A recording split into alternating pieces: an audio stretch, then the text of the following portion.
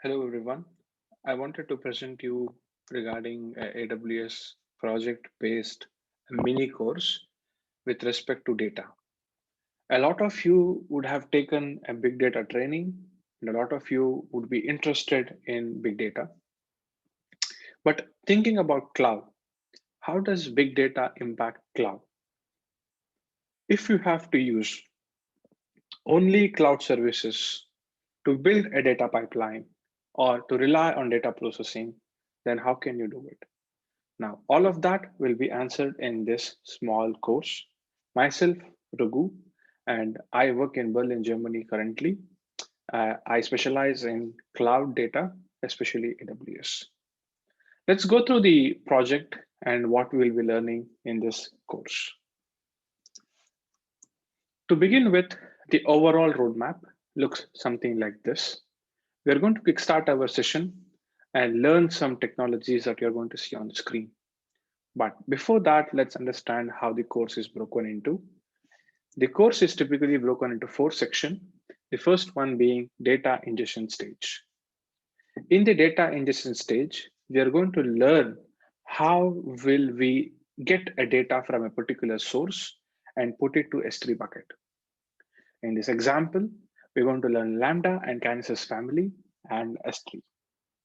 We're going to practically implement a Lambda code written in Python that is able to hit an API or connect to an API, get a bunch of records, process it in Kinesis or stream it in Kinesis and end up in S3 automatically. Now, after this, we are going to jump into processing stage. Once we have the data in S3 in raw bucket, we now have to process. What do we need to process? It can be anything. It can be filtering based on gender. It can be removing phone numbers. It can also be getting the PIN codes. All of this can be done in a tool called EMR, and we're going to deep dive to EMR here. And we're going to work on Spark and PySpark code to get this data. Now, after we have processed all of this information, we'll dump it to a processed data S3 bucket. And we have our data that is clean and processed and met our standard. But what is the next stage? We still have to visualize. We still have to allow people to consume this data and take some decisions. This is done using AWS Glue, Crawler, Athena, and QuickSight. Now, all of these services will help you to visualize the data that is present in S3 and continuously understand what this data is. These are the three stages of our course, which will be practical.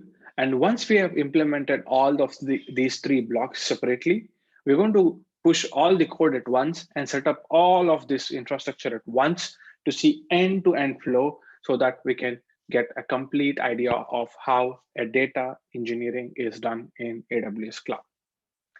Now, apart from this, there are a few other services that contribute and help in data engineering, like AWS RDS, Redshift, GlueJob, etc. And we are also going to discuss all of this. Considering the course is project-based and everything is practicals, we will have to consider that the course will be approximately 12 to 15 sessions of 1.5 hours each. And I will also set away 2 hours extra time to discuss with you regarding your requirements, or other requirements. Now, totally, the course sessions will be 17 sessions, that is 1.5 hours. And if you have any questions at any particular point of time, I'm happy to help you. Now, that's about this course.